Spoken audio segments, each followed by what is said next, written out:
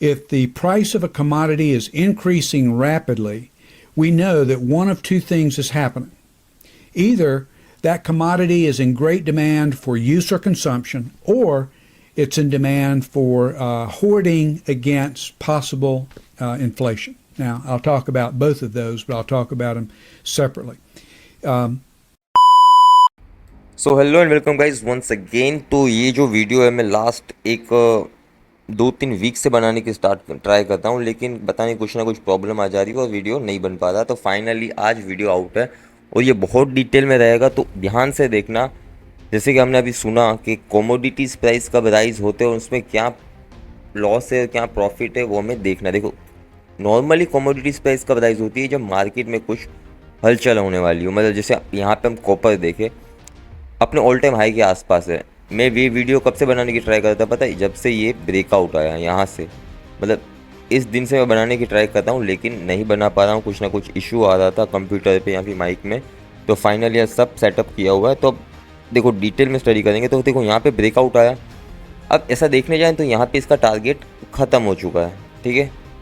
ये इसका टारगेट था जो हिट हो चुका है, लेकिन अभी क्या, अभी मैं बोल रहा हूँ कि यहाँ से एक रीटेस्ट लेगा, वेट करो, देन ये ब्रेकआउट देगा, ठीक है। फिर इसका जो नया हाई लगेगा वो परमानेंट हाई होगा। मतलब देखो मैं ऐसा क्यों बोल रहा हूँ हम यहाँ पीछे के चार्ट स्टडी करेंगे।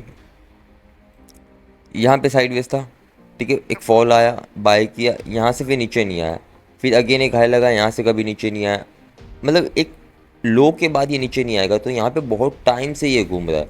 आफ्टर सो मेनी ईयर्स इसने ब्रेकआउट दिया है। तो अब अगेन एक जब हाई लगेगा तो ये कॉपर का प्राइस ऑल टाइम हाई पे ही रहेगा। मतलब एक नई महंगाई आने वाली है, ये इंडिकेट कर रहा है, ठीक है। अब मैं ऐसा क्यों बोल रहा हूँ, मैं इसलिए ऐसा बोल रहा हूँ क्योंकि नहीं जस्ट इंडिया में नहीं, एक्चुअली में all around the world politically pressure है। प्रेशर किस चीज़ का है, क्योंकि इलेक्शन है, हर एक कंट्री में इलेक्शन है, ठीक है। हर एक स्टेट की, हर एक कंट्री को जीतना है इलेक्शन में, उनको हारना नहीं है। तो हर एक पॉसिबल थिंग होने वाली है इस ईयर में, तो उसके लिए हमें गेट रेडी होना है। देखो कॉपर का प्राइस ऑलरेडी हाई हो चुका है, कमोडिटीज प्राइस है राइजिंग, ठीक है। अगेन हम देखेंगे अब सिल्वर एंड गोल्ड। देखो ये रहा गोल्ड, गोल्ड अपने ऑल टाइम हाई के आसपास, ये भी वीकली चार्ट है, इसने भी ब्रेकआउट दिया बहुत टाइम के बाद, ठीक है। ये देखो हेड एंड शोल्डर बना है, ब्रेकआउट, अभी एक नया हाई रहेगा, ये वापस से इस लेवल पे नहीं आने वाला कभी भी, ठीक है। सेम है सिल्वर, सिल्वर में भी देखे तो अच्छी खासी अपॉर्चुनिटी है।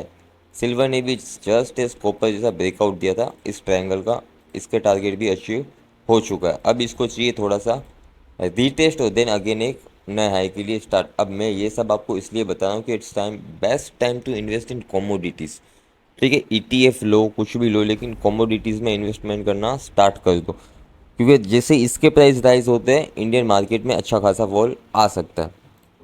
अब हम यूके ऑयल की बात करें, आपको तो इसका पता ही है कोरिलेशन क्या है, कि जैसे ये राइज करेगा इंडियन मार्केट फॉल करेगा। तो अब यहाँ पे हमें क्या दिख रहा है कि गोल्डन क्रॉसओवर हुआ, एक रीटेस्ट लिया है, सेम इसका एक लॉन्ग टाइम फ्रेम पर ब्रेकआउट मिला है इसको, यहाँ से एक ब्रेकआउट मिला है, रीटेस्ट हुआ है। देखो ये एक नया हाई था, लोअर लोज, देन एक breakout, retest and then again एक फ्लाई देने के लिए स्टार्ट हो गया यूके ऑयल, ठीक है। तो ऑयल के प्राइस भी बढ़ रहे हैं, around the world war kind of situation है। तो मोस्ट ऑफ हमें क्या दिख रहा है कि मार्केट में एक बियरिश मूवमेंट आ सकता है। तो चलो अब हम देखेंगे उस बियरिश मूवमेंट की तरफ। तो सबसे पहले हम स्टार्ट करेंगे फिन निफ्टी से।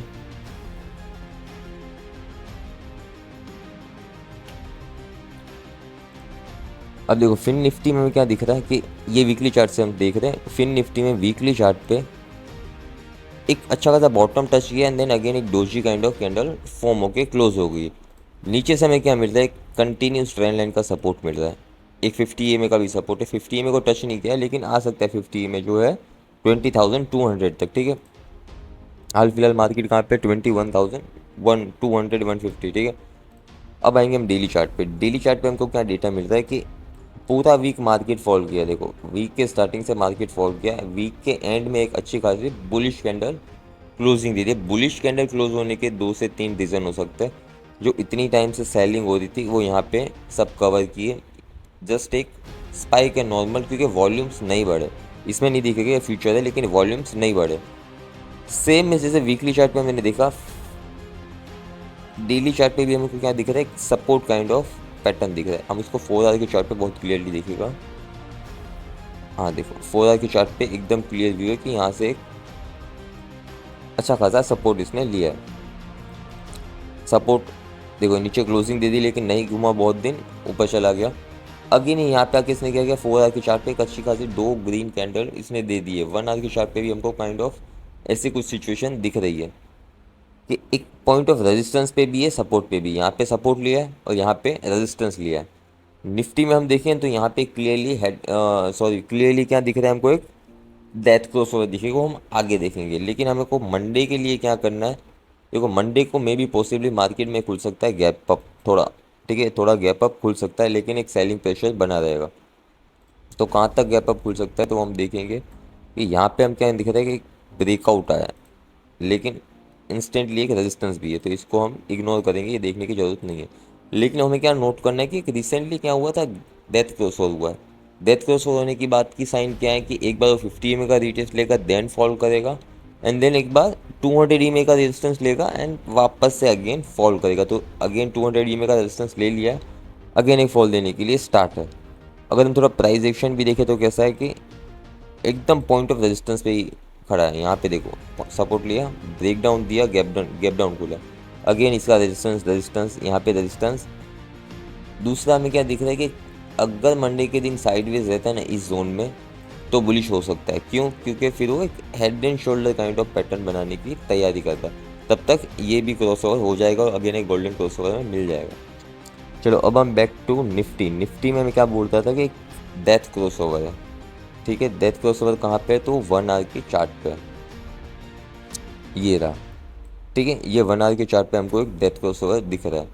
अगर हम यहाँ से ऊपर एक फिबोनाची खोले तो कितना हो रहा है कि 50% रिट्रेसमेंट हमको मिल रहा है। तो मंडे के दिन में भी यहाँ तक गैप अप खुले, देन एक फॉल दे स्टार्ट, या फिर यहीं से ऊपर चढ़ जाएगा। देखते हैं मंडे के दिन कैसा खुलता है मार्केट। अब इसके वीकली चार्ट पे आते हैं। देखो वीकली चार्ट पे इसमें वॉल्यूम्स कैसे देखेंगे तो वॉल्यूम में स्पाइक आया है। वही हम डेली चार्ट पे क्या देख रहे हैं कि मार्केट में अच्छा खासा बुलिशनेस आया है लेकिन वॉल्यूम पिछले दिन से कैसे है, लो है, वॉल्यूम्स कम है। इतने वॉल्यूम्स नहीं है कि हमें इसको लिजिटली माने। लेकिन क्या है, देखो जहाँ से ये फॉल देना स्टार्ट किया ना वहाँ से वॉल्यूम बढ़ते जा रहा है, मतलब क्या है, फॉल लिजिट है। अब हम वॉल्यूम्स हटाते हैं और प्राइस एक्शन देखेंगे तो प्राइस एक्शन के हिसाब से हाल फिलहाल ये खड़ा है एक सपोर्ट पे, ठीक है। ये सपोर्ट था, यहाँ से सपोर्ट, अगेन एक सपोर्ट, यहाँ पे सपोर्ट पे क्लोजिंग दी, गैप डाउन खोला लेकिन अंदर से पूरा कवर कर लिया इसने। अब इसके 1 आवर के चार्ट पे हमने क्या देखा, डेथ क्रॉसओवर तुमको दिखाई है। अब हम आएंगे सीधा 15 मिनट के चार्ट पे। 15 मिनट के चार्ट पे हमको क्या करना है, हमें करना है वेट किस चीज़ का। तो देखो स्टार्टिंग के 15 मिनट पे यहाँ पे तो रेजिस्टेंस पे खुलता है ना यहाँ पे, तो 200 EMA के पास उसका रिस्पॉन्स कैसा है वो देखना है हमको। अगर फर्स्ट 15 मिनट या 5 मिनट की कैंडल इसके ऊपर क्लोज देती है तो we can go for bullish. 5 minute की क्यों मैं बोलता हूँ, क्योंकि फिर मोमेंटम चला जाएगा, ठीक है। देखो यहाँ पे हो रहा है गोल्डन क्रॉसओवर 5 मिनट पे, ये हो गया ना तो हमको एक बुलिशनेस दिखेगी। अगर देखो स्टार्टिंग के मंडे के स्टार्टिंग में अगर मार्केट इसी जोन में साइडवेज खुलता रहता है, ठीक है, तो वेट करना कि यहाँ पे गोल्डन क्रॉसओवर हो बुलिश होने के लिए। लेकिन 1 आवर के चार्ट पे हमको क्या दिख रहा है, डेथ क्रॉसओवर। तो वो मत भूलना कि अगर बियरिश हुआ मार्केट तो बहुत लंबा स्पाइक आएगा। देखो इस काइंड ऑफ फॉल आएगा, ये देखो तो 2 कैंडल जस्ट ऐसा ही फॉल आएगा अगर ये दोनों क्रॉसओवर दे देते हैं तो। चलो अब back to bank Nifty. Bank Nifty को हम वीकली चार्ट पे देखेंगे तो इसने एक बहुत ज़बरदस्त कैंडल बनाई है। इसमें कैसा पैटर्न बन रहा है, एक काइंड ऑफ शूटिंग स्टार बन रहा है। टॉप पे क्या बनी, डोजी स्पिनिंग टॉप बना, इसके बाद एक क्या कैंडल बनी, तो ये कौन सा पैटर्न फॉर्मेशन हो रहा है, ये पैटर्न बन रहा है फॉलिंग स्टार या फिर बोलो कि शूटिंग स्टार। इसके डेली चार्ट पे देखेंगे और वॉल्यूम्स भी चेक करेंगे तो देखो डेली चार्ट पे वॉल्यूम्स कैसा है, एकदम लो है। धीरे धीरे मार्केट में फॉल आ रहा है, वॉल्यूम्स भी गिरते जा रहे हैं। तो इसमें थोड़ा डाउटफुल लग रहा है मुझे बैंक निफ्टी में। अब वॉल्यूम हटा देंगे, अब हम इसको क्लियर कर चार्ट में देखेंगे तो क्या दिख रहा है कि अभी भी एक काइंड ऑफ सपोर्ट पे ही खड़ा है। जब तक सपोर्ट ब्रेक नहीं होगा तब तक हमको कुछ भी नहीं मिलने वाला। और यहाँ पे हम 1 आवर के चार्ट पे देखें तो यहाँ पे हमको कोई क्रॉसओवर नहीं है अभी तो, हाल फिलहाल तो बिल्कुल भी नहीं। लेकिन और एक चीज़ हमको दिखेगी यहाँ से, वो है 50% रिट्रेसमेंट। जैसे ये 50% रिट्रेसमेंट और 50 EMA के पास आएगा, हमको अच्छा खासा फॉल दिखेगा। वो कहाँ पे, तो वो निकल के आ रहा है 47,750, मतलब मंडे के दिन में भी गैप अप हमको मिल ही सकता है। जस्ट लाइक देखो 200 EMA का भी यहाँ पे इसको रेजिस्टेंस मिलेगा 15 मिनट के चार्ट पे देखो। एंड देन साइडवेज क्या, तो क्या मिलेगा हमको, एक हेड एंड शोल्डर, एक बुलिश पैटर्न। तो हमको क्या करना है कि वेट करना है, मंडे के दिन ज़्यादा जल्दी मत करना। लेकिन अगर देखो 1 आवर के चार्ट पे स्पेशली निफ्टी देखते थे ना, कि निफ्टी में अच्छा खासा फॉल आ सकता है। मैं ऐसा क्यों बोलता हूँ, क्योंकि हमको यहाँ पे क्या दिखा है, इंडिया विक्स में स्पाइक मिला, अच्छा खासा स्पाइक मिला। आप देखो तो कितना परसेंटेज बढ़ा हुआ है, 3% बढ़ा हुआ है। लास्ट इसकी क्लोजिंग है, यहाँ पे हुआ गोल्डन क्रॉसओवर। अगेन यहाँ पे देखो क्या हो रहा है, क्रॉसओवर हो रहा है। तो अगर यहाँ से ये गिरना स्टार्ट हुआ तो बहुत ज़बरदस्त बुलिशनेस आएगी। अगर नहीं गिरता है, अगर बुलिश होता है, तो इंडियन मार्केट में अच्छी खासी बियरिशनेस आएगी, कंफर्म है, वो आनी ही है। ठीक है, हम लॉन्ग टर्म व्यू की बात नहीं करेंगे, हम बात करेंगे थोड़ा क्रिप्टो के बारे में। क्रिप्टो में क्या चल रहा है, हाल फिलहाल मार्केट में बहुत उथल पुथल चल रही है। अच्छा खासा बिटकॉइन में फॉल आया अगेन, अब 50 EMA पे सपोर्ट भी है, रेजिस्टेंस भी है। क्योंकि कैंडल ने ऊपर क्लोजिंग दे दी, लेकिन नेक्स्ट कैंडल कैसी बनती है, एकदम साइडवेज बहुत छोटी कैंडल बनती है। आधा दिन निकल चुका है फिर भी। ठीक है, तो अगर यहाँ से फॉल आता है तो BTC 200 EMA के लिए तैयार रहेगा। यहाँ पे उसको सपोर्ट मिलेगा, अच्छा खासा जल्दी से फॉल आगे आ जाएगा। अगर देखो यहाँ फॉल आता है तो डरना नहीं है, ये अगेन एक अच्छी खासी अपॉर्चुनिटी मिलेगी बाय की। ठीक है, तो यहाँ से बाय ही करना है हमको। सेल तुमको इंट्राडे करना है तो तुम यहाँ से सेल कर सकते हो, लेकिन मोस्ट प्रोबेबली मैं यहाँ से बुलिश हूँ। यहाँ हो सकता है कि ब्रेक ना करे और यहीं से साइडवेज जाके अगेन एक हाई लगाए, उसके बाद 200 EMA के पास आए, लेकिन थोड़ा वेट करना पड़ेगा। इसलिए मैं बोलता हूँ कि इसके लिए इन्वेस्टमेंट बेस्ट है, ट्रेडिंग इसमें नहीं करनी चाहिए। सेम एज देखो इथेरियम भी अपने ट्रेंड लाइन के सपोर्ट के पास आ रहा है, 200 EMA भी सपोर्ट पे बुलिशनेस होने के लिए तैयार है। सेम एज सोलाना देखेंगे तो अच्छा खासा इसने तो फॉल दिया था, देखो 115 पे आ गया था, अगेन इन 151 पे स्टैंड कर रहा है। लेकिन प्रॉब्लम यहाँ पे ADA में है, ADA ने ब्रेक डाउन दिया है, रिटेस्ट लिया है, अगेन एक फॉल देने के लिए स्टार्ट हो चुका है। यहाँ पे होने वाला है डेथ क्रॉसओवर, तो इसमें थोड़ा क्यूरियस रहना। ADA में XRP हम देखें तो स्टिल इन द जोन, वही सिमेट्रिक ट्रायंगल में फंसा हुआ है। जब तक इसको ब्रेकडाउन या ब्रेकआउट नहीं देता हम कुछ भी नहीं करेंगे। लेकिन यहाँ पे आया ना जब नीचे बॉटम में, तब अच्छा खासा बाय करने का चांस था।